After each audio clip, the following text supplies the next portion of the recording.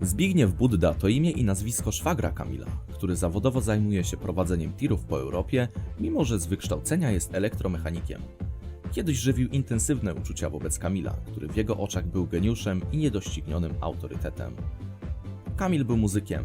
Zapierdalał na trąbce tak szybko, że raz, gdy wyszedł gościnnie na scenę do swoich przyjaciół z zespołu Tatu i zapierdolił solówkę, to ludzie myśleli, że nas nie dogoniat. To niezwykle odważna i artystycznie natchniona postmodernistyczna interpretacja 21 sekcji 31 symfonii kompozytora Johanna Paula II. Był znany ze swojej działalności filantropijnej, podróżował po całym świecie, robił zdjęcia z dziećmi w Afryce, by ludzie myśleli, że interesuje się problemem głodu, mimo że w trakcie sesji kazał im czekać i obserwować, aż skończy obiad, bo nie pozwoli, by przez jakieś pierdoły wystygł mu jego ulubiony posiłek McWrap Bacon Deluxe. Kamil był gigaczadem, kimś, kim Zbigniew mógłby tylko marzyć, by być. Jednak to, czego mu najbardziej zazdrościł, to pani Kleszczur. Nigdy do końca nie pogodził się z tym, że to on skradł serce jego siostrze i nigdy więcej nie będzie potrzebowała już go seksualnie. Zbigniew długo to przeżywał. Płakał nad swoim losem i niesprawiedliwością świata. Krzyczał, żeby Bóg zesłał mu coś, co da mu spełnienie.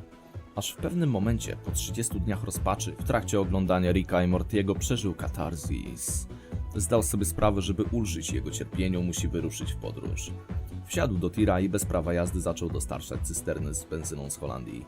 Od tamtej pory widziany jest jedynie w trasie ze swoją gitarą i całym zastępem wyznawców, którzy jadą za nim wężykiem wyścigowymi tirami po tuningu.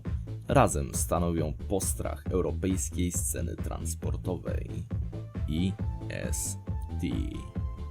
Amerykańscy logistycy przeszacowali, że jest odpowiedzialny za około od 1000 do 2000 wypadków na drodze oraz za ogromny wzrost gospodarczy na terenie wschodniej Europy. Ceny dóbr importowanych z zachodu drastycznie spadły, ponieważ ogromne ilości były dostarczane już tego samego dnia, nawet w warunkach, w których wydawałoby się to fizycznie niemożliwe. Polski minister finansów postawił mu w Łodzi pomnik na samym środku ulicy Piotrkowskiej jako hołd jego wpływom na rozwój gospodarczy Rzeczypospolitej. Pierwszy raz w życiu wiedział, że ma coś, co już nigdy mu nie ucieknie, co jest cenne, wartościowsze od złota i niezniszczalne. Miał wyjebane.